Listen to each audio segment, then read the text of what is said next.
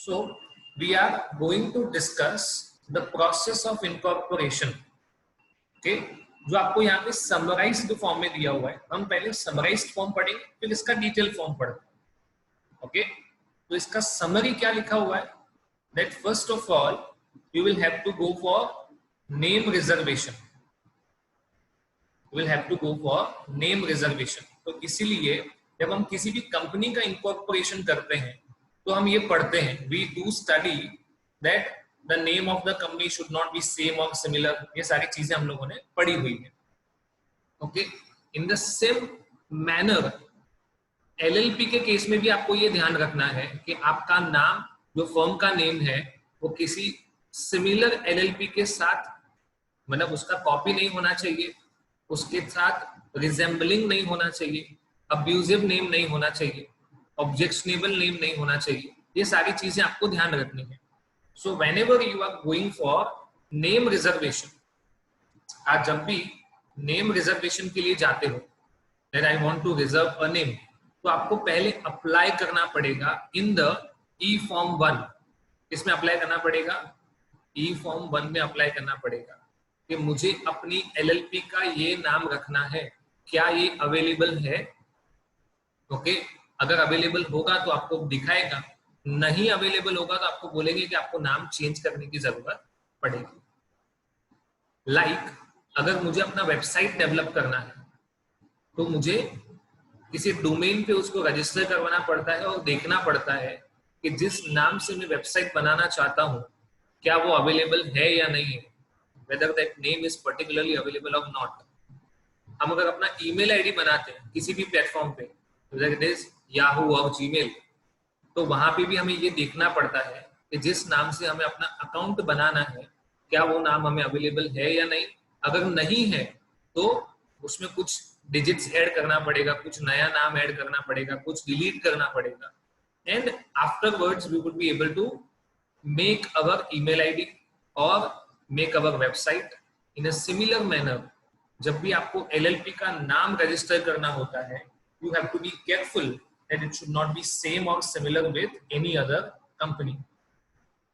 जैसे ही आपका नाम रजिस्टर हो गया, ओके, ये प्रोसीजर आपका खत्म हो गया, then you are supposed to go for incorporation of LLP. Incorporation के लिए कौन सा फॉर्म फाइल करना है? ई फॉर्म 2.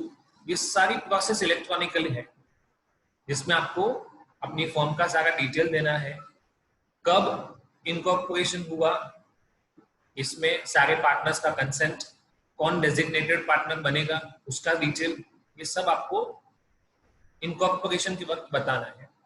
और ये इनकॉर्पोरेशन होने के 30 डेज के अंदर अंदर आपको एलएलपी अग्रीमेंट सबमिट करना है.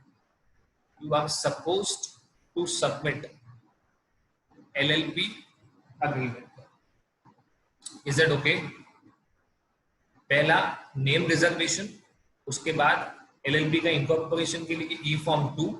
जैसे ही इनकॉर्पोरेशन हो जाए उसके 30 डेज के अंदर अंदर आपको एलएलपी अग्रीमेंट सबमिट करना पड़ेगा to the ROC.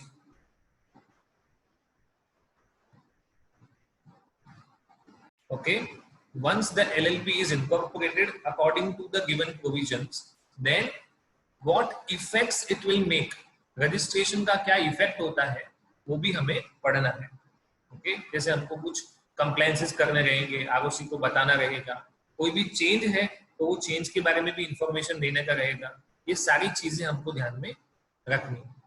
Okay, let's study the process in detail.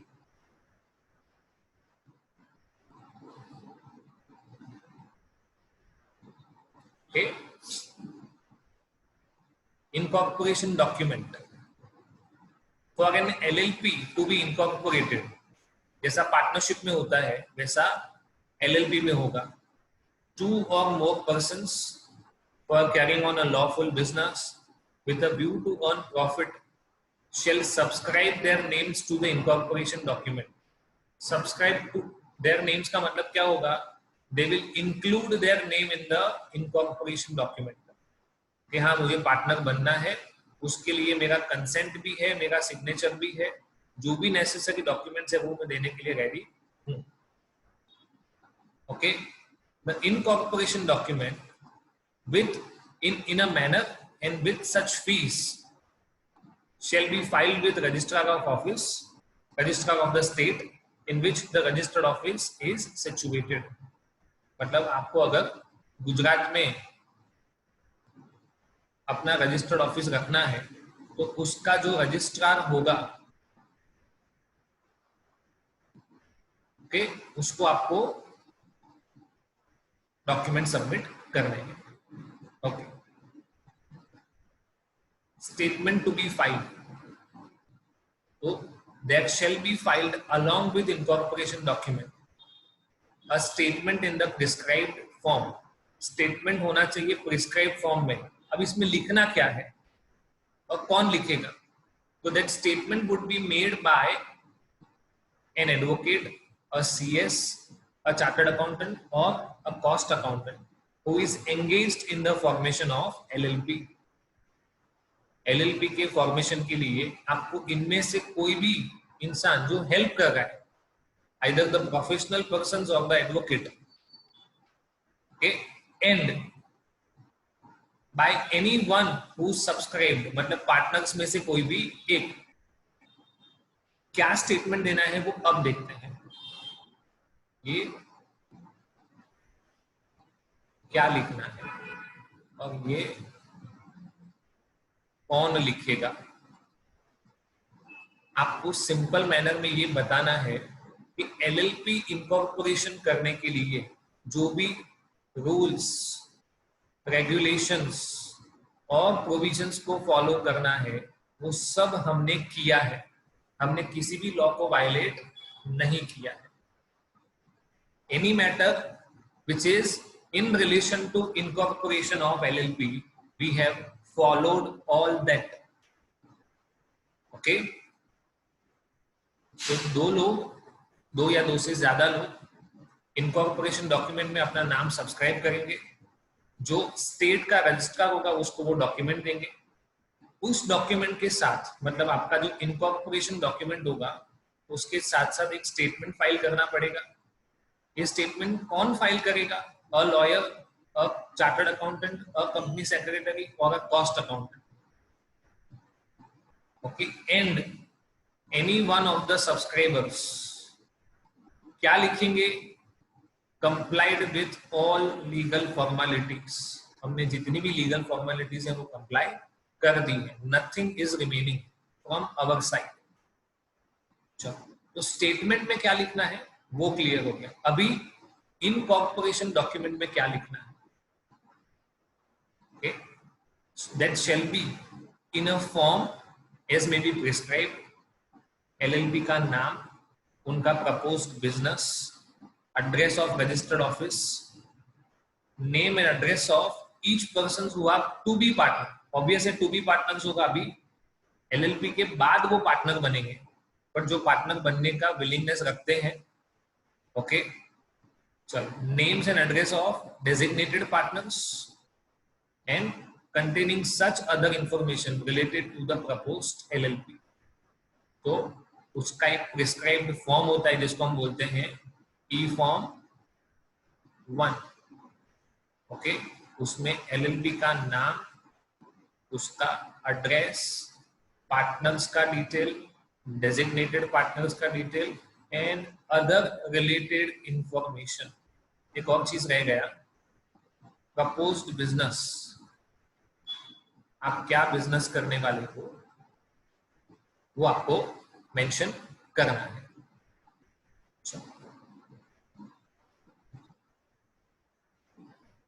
आगे बढ़ते हैं.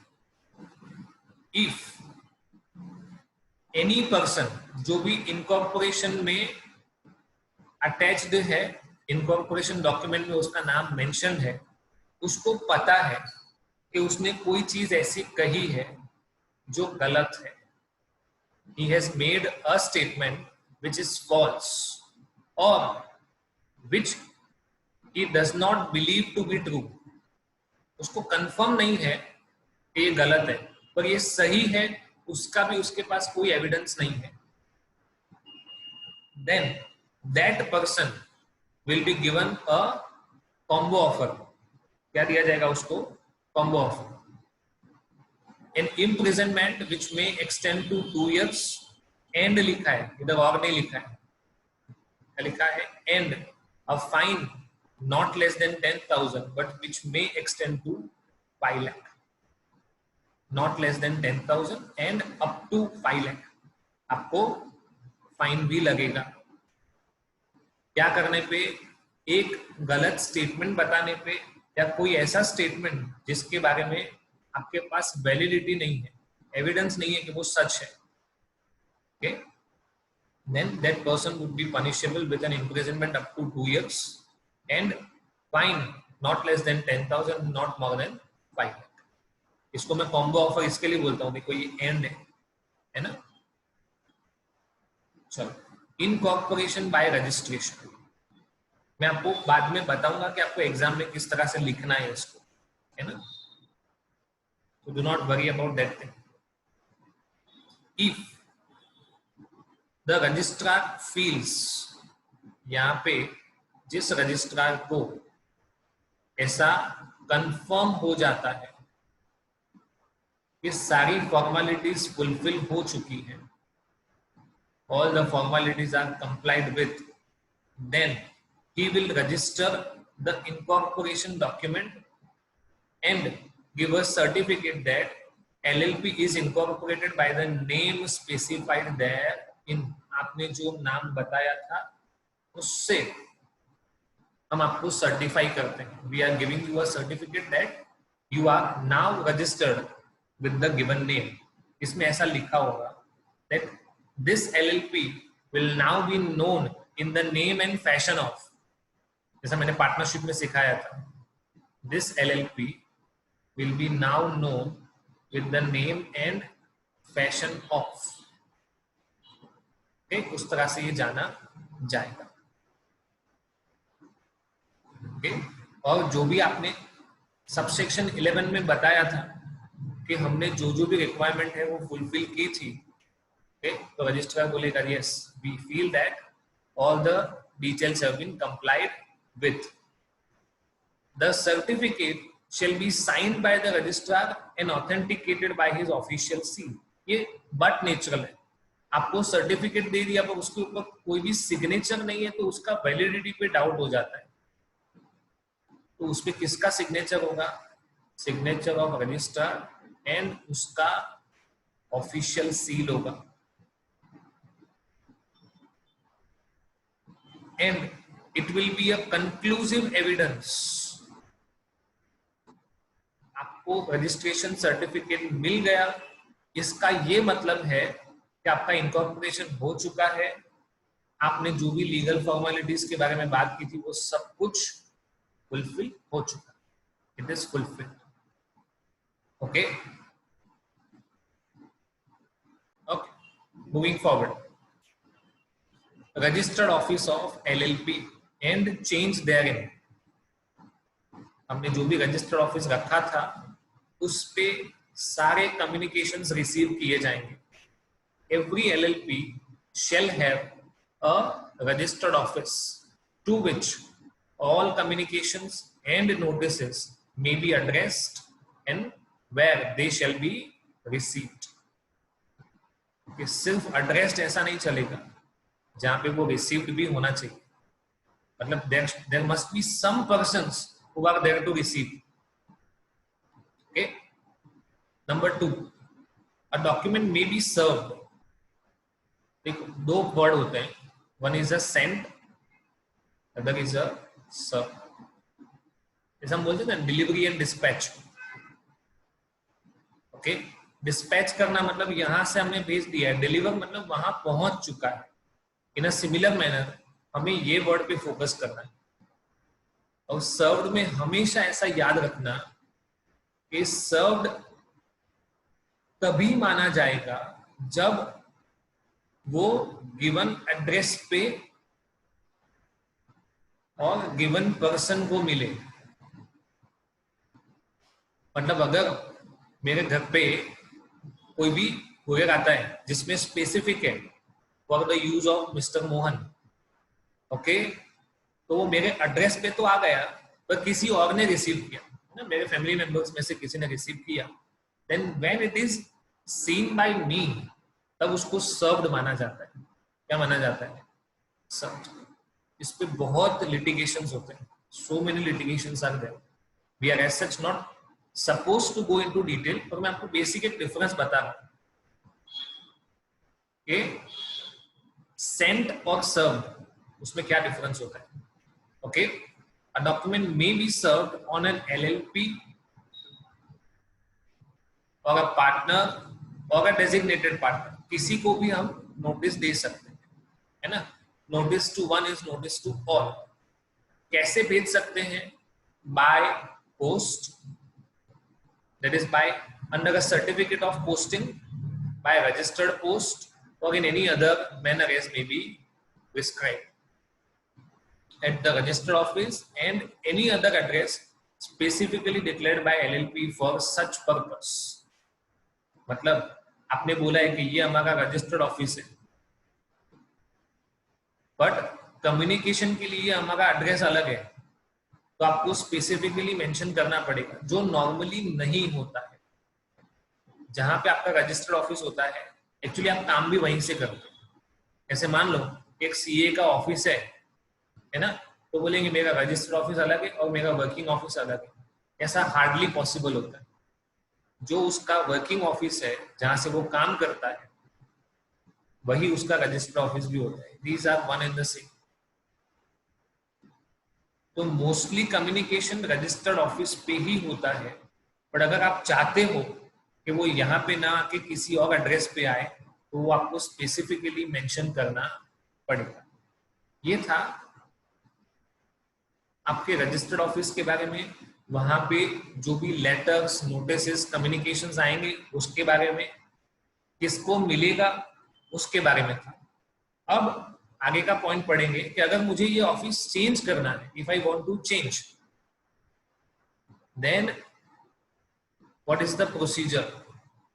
The registered office may be changed, but we have to file the notice of such change with the registrar। और आपका registered office change हुआ है, वो किस दिन से माना जाएगा? आपने चेंज किया उस दिन से नहीं, आपने जिस दिन से नोटिफाई किया उस दिन से। Your registered office will be considered as changed, not from the date of change but from the date of notification of change. आपने जिस दिन ROC, that is registrar of company को नोटिफाई किया, उसी दिन से आपका चेंज एप्लीकेबल होगा, इफेक्टिव होगा। Okay, and if any person contravenes any provision of this section, then minimum 2000 and maximum 25,000। यहाँ पे इम्प्रिजनमेंट नहीं है, इतना फाइन लगेगा। ओके, पहले सेक्शंस पढ़े, उसमें था इनकॉर्पोरेशन ऑफ एलएलपी, मतलब किसी भी लिमिटेड लायबिलिटी पार्टनरशिप को एग्जिस्टेंस में कैसे लाया जाता है। ओके, नंबर 2, एलएलपी का क्रिएशन हो गया, उसके बाद अगर मुझे उसका रजिस्टर्ड ऑफिस चेंज करना है तो क्या प्रोसेस है। And next thing is what is the effect of registration. Registration का इफेक्ट क्या होगा? The moment you are registered as an LLP, the moment you are registered as an LLP, incorporation हो गया, okay, then what you can do, आप क्या कर सकते हो? You can sue and anybody can file a case. Suing and being sued, ये start हो जाएगा। आप कोई भी प्रॉपर्टी अक्वायर कर सकते हो अपने नाम में, आपका एक कॉमन सील हो जाएगा, इसको बोला जाता है कंसेंट ऑफ द फर्म। क्या बोला जाता है? Consent of the firm. And you will be eligible to do all such acts which a body corporate is eligible. जैसे ही आपका रजिस्ट्रेशन इफेक्टिव हो गया, आप किसी के सामने केस कर सकते हो, कोई आपके सामने केस कर सकता है। आप LLP के नाम में, in the name of LLP, you can acquire a property, you will be having a common seal, and you will be eligible to do all such acts which are allowed to a body corporate. है ना, लिखा हुआ है may lawfully do and suffer. suffer का मतलब ये होगा कि आपने कोई भी काम किया है तो उसका जो भी रिजल्ट आएगा, है ना, cause and effect, whatever will be the outcome, that also you will have to suffer. Okay, moving forward. Every limited liability partnership shall have either the words LLP or acronym LLP as the last words. इसको suffix कहा जाता है.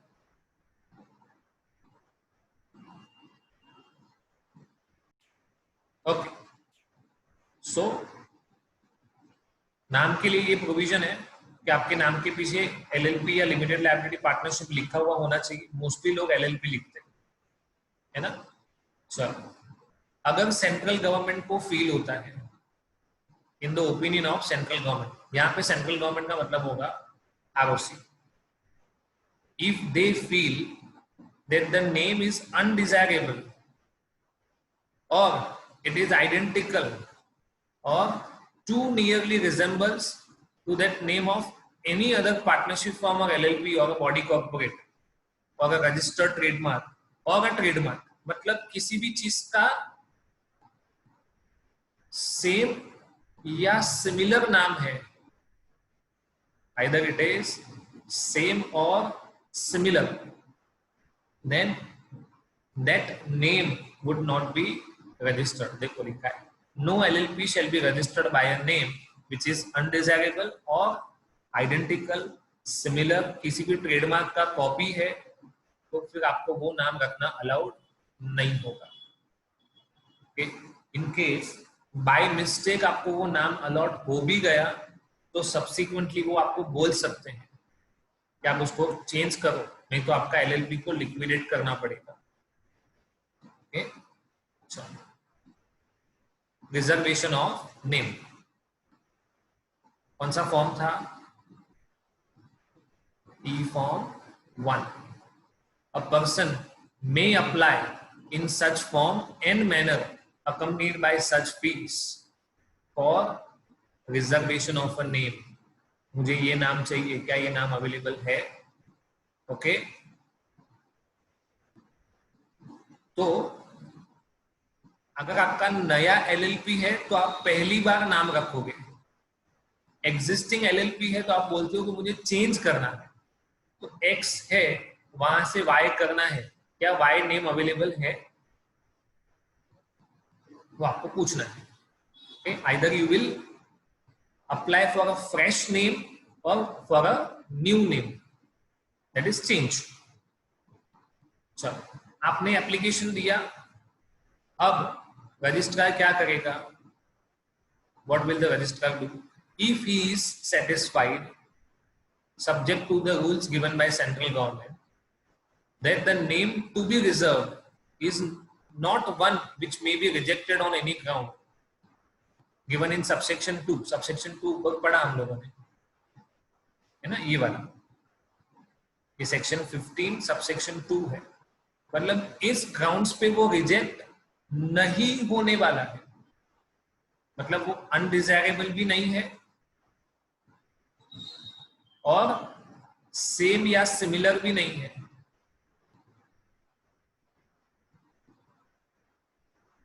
किसी भी trademark का copy भी नहीं है. अगर ये सारी कंडीशन फुलफिल की जाए तो रजिस्ट्रार आपको इंटीमेट करेगा कि आपका नाम रिजर्व्ड हो चुका है. The name that you are desirous of, आपको जो नाम रखना है वो हमने रिजर्व कर दिया है. और वो कितने टाइम तक रिजर्व रहेगा? 3 महीने तक. अगर 3 महीने में आपने इनकॉर्पोरेशन नहीं किया तो फिर ये नाम हम किसी और को दे सकते हैं। ओके, आपने नए नाम के लिए एप्लीकेशन दिया, वो नाम अप्रूव हो गया, तो ये कितने महीने तक एज इट इज कंडीशन में रहेगा? 3 मंथ्स। कहां से 3 months? From the date of intimation. Registrar आपको जिस दिन इंटीमेट करेगा उस दिन से लेके 3 महीने तक ये नाम रिजर्व रहेगा, उसके बाद ये किसी और को अलॉट हो सकता है। Okay, last point, change of name.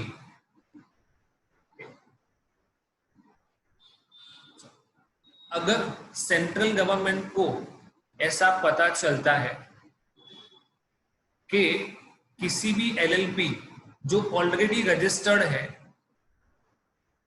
which is already registered with a particular name, but that name was by mistake allowed,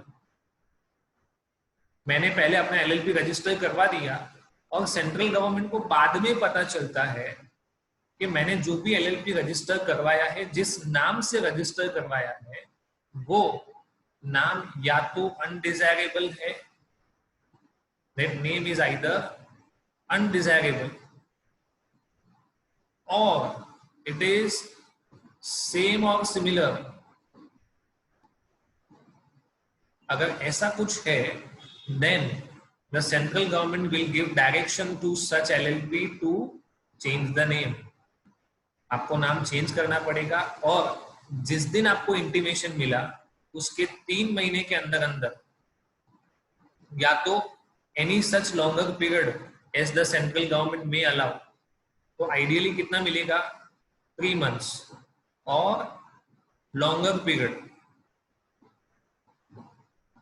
उसके अंदर अंदर आपको वो नाम बदलना पड़ेगा compulsory. Okay, if anyone fails to follow the guidelines, central government ने बोला कि चेंज करो और आपने चेंज नहीं किया तो minimum fine 10,000 which may extend to 5 lakh. Okay, तो ये किसके लिए था? एलएलपी के लिए, मतलब ये पैसा पे करेगा फर्म।